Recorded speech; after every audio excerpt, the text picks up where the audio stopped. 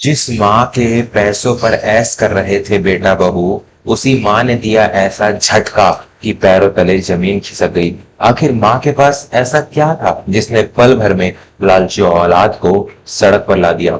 नमस्कार दोस्तों, मैं विवेक वर्मा आपका अपने चैनल वर्मा स्टोरीज में आपका हृदय से स्वागत करता हूँ। दोस्तों, इन संसार में अगर कोई निस्वार्थ प्रेम की मूरत है तो वह केवल माँ है। एक माँ अपने बच्चों के लिए पूरी दुनिया से लड़ सकती है, अपने हिस्से की खुशियां भी उन पर न्यौछावर कर देती है। लेकिन क्या होता है जब उसी माँ का बलिदान बच्चों के लिए केवल एक व्यापार बन जाए, जब बच्चों की आंखों पर लालच की ऐसी पट्टी बन जाए कि उन्हें अपनी जन्मदात्री माँ भी केवल एक धन उगलने वाली मशीन लगने लगे। आज की कहानी एक ऐसी ही बेबस लगने वाली लेकिन भीतर से फौलाद जैसी मजबूत माँ की कहानी है। यह कहानी आपको यह सोचने पर विवश कर देगी कि माता पिता की खामोशी को उनकी कमजोरी समझना इंसान की सबसे बड़ी भूल होती है। एक बड़े और चमक दमक वाले शहर के सबसे महंगे इलाके में एक बहुत ही आलीशान बंगला था। इस बंगले में ब्रिजेश अपनी पत्नी सरिता और अपनी वृद्ध माँ कौशल्या देवी के साथ रहता था। ब्रिजेश को दिखावे की दुनिया का बहुत शौक था। वह हर दिन नए और महंगे कपड़े पहनता, बड़ी बड़ी पार्टियों में जाता और समाज में खुद को एक बहुत बड़ा और सफल व्यापारी बताता था। सरिता भी उसके 2 कदम आगे थी। उसके दिन की शुरुआत ही किटी पार्टियों और महंगी ब्यूटी पार्लर से होती थी। देखने वालों को लगता था कि ब्रिजेश ने अपने व्यापार में बहुत तरक्की कर ली है, लेकिन घर की 4 दीवारी के भीतर का सच कुछ और ही था। सच तो यह था कि ब्रिजेश को अपना कोई व्यापार ठीक से चलता ही नहीं था। उसने जितने भी काम शुरू किए सब में उसे घाटा हुआ। फिर भी उनके घर में पैसों की कोई कमी नहीं थी। नौकर चाकर, महंगी गाड़ी, हर सुविधा उस घर में मौजूद थी। सारा खर्च कहाँ से चल रहा था? यह खर्च चल रहा था कौशल्या देवी के बैंक खातों से। हर महीने की पहली तारीख को कौशल्या देवी के खाते में पूरे 3 लाख रुपए आते थे। ब्रिजेश और सरिता ने बड़ी ही चालाकी से कौशल्या देवी का बैंक कार्ड अपने पास रख लिया। वे उन पैसों को पानी की तरह बहाते थे, मानो वो अपनी मेहनत की कमाई हो। कौशल्या देवी के पति दीनानाथ जी का देहांत कई साल पहले हो गया था। ब्रिजेश और सरिता का मानना था कि दीनानाथ जी मरने से पहले कहीं बहुत सारा पैसा निवेश कर गए थे, जिसका मुनाफा हर महीने पेंशन या ब्याज के रूप में कौशल्या देवी के खाते में आता है। उन्हें लगता था कि बुढ़िया के पास पिताजी की छोड़ी हुई करोड़ों की संपत्ति है, जिस पर उनका ही अधिकार है। लेकिन जिस माँ के पैसों पर यह लालची बेटा और बहू ऐश कर रहे थे, उस माँ की हालत घर में किसी नौकरानी से भी बदतर थी। बंगले के सबसे पीछे, जहाँ कभी पुराना कबाड़ रखा जाता था, वहां का एक छोटा सा सीलन भरा कमरा कौशल्या देवी को दे दिया गया था। सरिता तो बात बात पर कौशल्या देवी को ताने मारती थी, माँ जी दिन भर अपने कमरे में बैठकर मुफ्त की रोटियां तोड़ती रहती हैं, कभी घर का कोई काम भी कर लिया कीजिए। हमारे पैसों से ये जो आप साही जिंदगी जी रही हैं, उसका कुछ तो मोल चुकाइए। कौशल्या देवी चुपचाप सिर झुकाए सरिता की कड़वी बातें सुन लेती थी। वे खुद उठकर अपने कपड़े धोती, अपने बर्तन साफ करती और कई बार तो सरिता उन्हें घर के बाकी नौकरों के समान जलील भी कर देती थी। ब्रिजेश भी अपनी माँ का कोई सम्मान नहीं करता था। अगर कौशल्या देवी कभी बीमारी में डॉक्टर के पास जाने के लिए ब्रिजेश से अपने ही पैसों में से कुछ रुपए मांग लेती, तो ब्रिजेश छल्ला उठता था। माँ, आपको क्या लगता है कि पैसे का कोई पेड़ लगा है मेरे पास? मेरी कितनी बड़ी कंपनी है, मुझे समाज में अपना रुतबा बनाए रखने के लिए कितने खर्च करने पड़ते हैं। आप तो बस अपनी बीमारियों का बहाना लेकर बैठ जाती हैं। ये लीजिए 200 रुपए और सरकारी अस्पताल से दवाई ले आइए। कौशल्या देवी अपने ही खून को इस तरह पराया होता देख भीतर से ही घुटती रहती थी। वे कभी पलट कर जवाब नहीं देती थी। उनका मौन देखकर विजय और सरिता का अहंकार आसमान छूने लगा था। उन्हें लगने लगा था कि यह बुढ़िया पूरी तरह से उनके रहमो करम पर है और इसके पास जो भी है वह अंततः उन्हीं का होने वाला है। समय बीतता गया। एक दिन ब्रिजेश अपने कुछ रईस दोस्तों के साथ बैठा था। उसके दोस्तों ने नई और बेहद महंगी गाड़ियां खरीद ली थी। उन्होंने ब्रिजेश की पुरानी गाड़ी का मजाक उड़ाया। ब्रिजेश के झूठे अहंकार को गहरी चोट लगी। उसने उसी पल तय कर लिया कि वह एक बहुत ही शानदार, ऊंची और लग्जरी गाड़ी खरीदेगा, जिसकी कीमत लगभग 50 लाख रुपए थी। लेकिन ब्रिजेश के पास तो अपना खुद का कोई पैसा था ही नहीं। वह तो कौशल्या देवी के खाते में आने वाले उन 3 लाख रुपयों पर ही निर्भर था। उसने घर आकर सरिता को यह बात बताई। सरिता ने अपनी चाल चलते हुए कहा, सुनिए, यह बुढ़िया हर महीने 3 लाख रुपए देती है। इसका मतलब पिताजी ने करोड़ों रुपए किसी फिक्स डिपॉजिट में रखे होंगे। आप एक काम कीजिए, माँ जी पर दबाव डालिए कि वे वो सारे डिपॉजिट तोड़कर सारा पैसा एक साथ आपके खाते में डाल दे। हम नई गाड़ी भी ले लेंगे और बाकी पैसों से आप कोई नया बड़ा काम शुरू कर लेना। वैसे भी उनके जाने के बाद वो पैसा हमें ही तो मिलना है, तो आज क्यों नहीं। ब्रिजेश को सरिता की बात बहुत पसंद आई। अगले दिन सुबह सुबह दोनों कौशल्या देवी के उस सीलन भरे कमरे में पहुंच गए। ब्रिजेश ने बिना किसी भूमिका के सीधे आदेश देने वाले स्वर में कहा, माँ, मुझे अपने व्यापार के विस्तार और एक नई गाड़ी के लिए तुरंत 50 लाख रुपयों की जरूरत है। पिताजी ने जो करोड़ों रुपए तुम्हारे नाम पर बैंक में फिक्स डिपॉजिट कर रखे हैं, कल तुम बैंक चलकर वो सारे पैसे मेरे नाम पर ट्रांसफर करोगी। कौशल्या देवी ने अपने बेटे की आंखों में देखा, जिनमें लालच के सिवा कुछ नहीं था। उन्होंने शांत स्वर में कहा, बेटा, वो पैसे मेरे बुढ़ापे का सहारा है। तुम हर महीने उसमें से खर्च तो ले ही रहे हो। मैं एक साथ इतने पैसे तुम्हें नहीं दे सकती। मुझे अपने भविष्य के लिए भी कुछ सुरक्षित रखना है। यह सुनते ही ब्रिजेश का गुस्सा 7वें आसमान पर पहुंच गया। वह जोर से चिल्लाया, भविष्य? कौन सा भविष्य माँ? आपकी उम्र ही क्या बची है अब? इस घर में रहना है तो हमारी रोटियां खानी है, तो वो पैसे मुझे देने ही होंगे। वो मेरे पिता की कमाई है, उन पर मेरा हक है, आपका नहीं।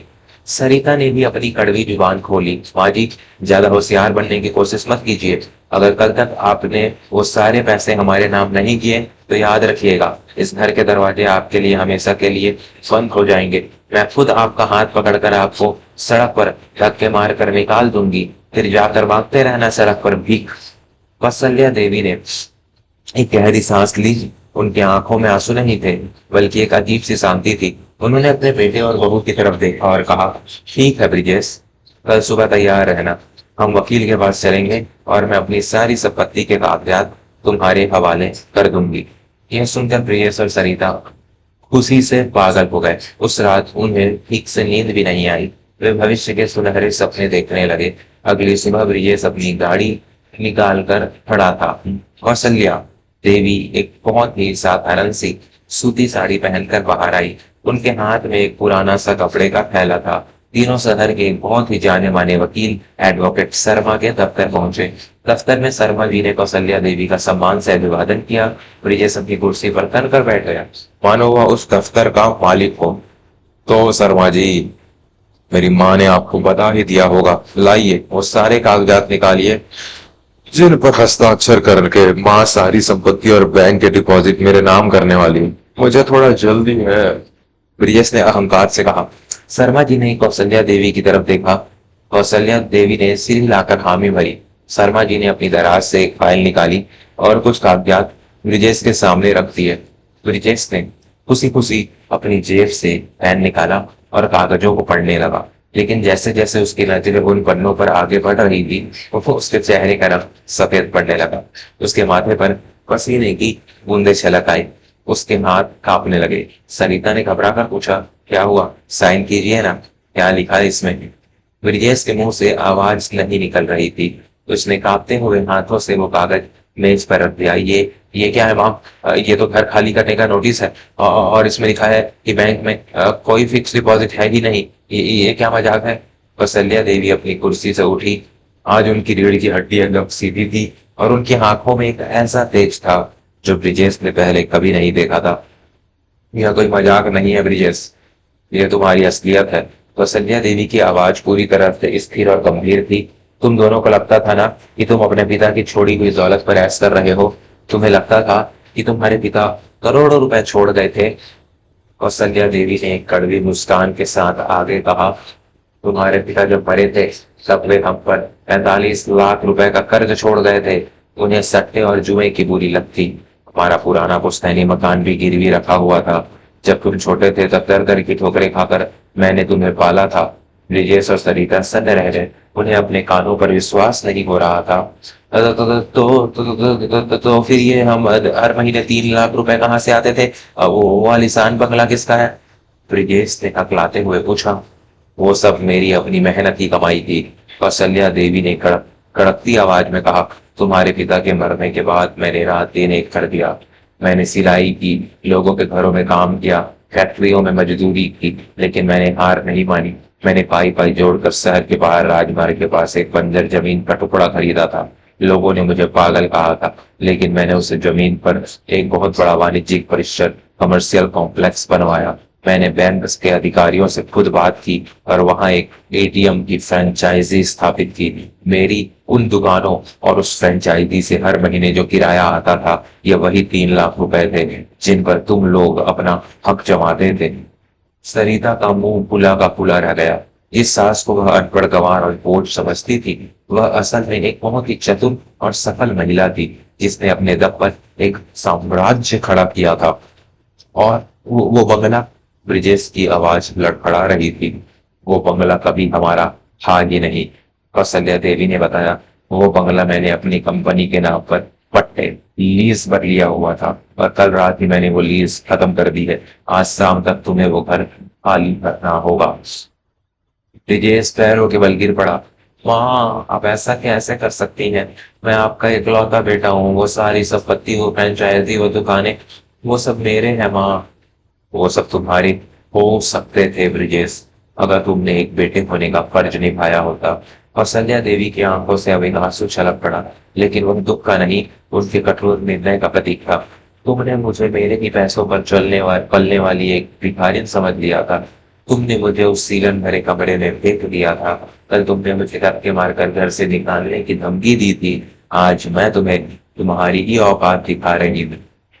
मैंने अपनी सारी संपत्ति, अपनी सारी दुकानें, अपना सारा व्यापार बेच दिया है ब्रिजेश। कौशल्या देवी के इन शब्दों ने ब्रिजेश और सरिता के होश पूरी तरह से उड़ा दिए।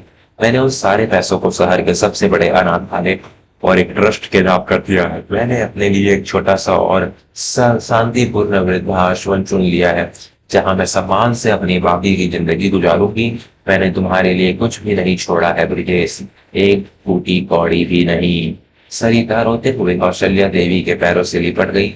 हमें माफ कर दीजिए माँ जी, हमसे बहुत बड़ी भूल हो गई। हम लालच में अंधे हो गए थे। हमें सड़क पर मत लाइए माँ जी, हमारा क्या होगा? कौशल्या देवी ने अपने पैर पीछे हटा दिए। जो इंसान अपनी माँ का सम्मान नहीं कर सकता, वो किसी भी दौलत का वारिस होने के लायक नहीं है। तुम दोनों ने मेरी दौलत से प्यार किया था, मेरे संघर्षों से नहीं। अब जाओ और अपनी वो झूठी और दिखावे की जिंदगी अपनी मेहनत से जीकर दिखाओ। यह कहकर कौशल्या देवी वकील के दफ्तर से बाहर निकल गई। उनके चेहरे पर एक अद्भुत शांति थी, वह शांति जो एक बहुत बड़ा बोझ उतर जाने के बाद मिलती है। दफ्तर के अंदर ब्रिजेश और सरिता फूट फूट कर रो रहे थे। उनके पास अपना घर था, न गाड़ी, न पैसा, और न ही वो माँ जिसके मौन बलिदान को वे अपनी जागीर समझ बैठे थे। दोस्तों, माता पिता वो जड़ है जो खुद मिट्टी के अंधेरे में रहकर पेड़ को हरा भरा रखते हैं। जब तक वो जड़ें सलामत है, तब तक ही फल और फूल है। जिस दिन लालच और अहंकार में आकर इंसान उन जड़ों को काटने की कोशिश करता है, उस दिन वो खुद भी सूख कर बर्बाद हो जाता है। वहां की ममता अथाह हो सकती है, लेकिन जब बात उनके स्वाभिमान पर आती है, तो वो दुर्गा का रूप भी धारण कर सकती है। पैसों का घमंड कभी भी उस प्यार और आशीर्वाद से बड़ा नहीं हो सकता जो हमारे माता पिता हमें देते हैं। अगर आपको यह कहानी पसंद आई हो, तो इसे अपने परिवार और मित्रों के साथ अवश्य साझा करें। अपनी राय हमें टिप्पणियों में लिखकर बताएं कि क्या कौशल्या देवी का यह निर्णय सही था। मैं विवेक वर्मा जल्द ही मिलूंगा आपसे एक और नई और मर्मस्पर्शी कहानी के साथ। तब तक के लिए अपने माता पिता का सम्मान करें, उनसे प्रेम करें और खुश रहें। धन्यवाद।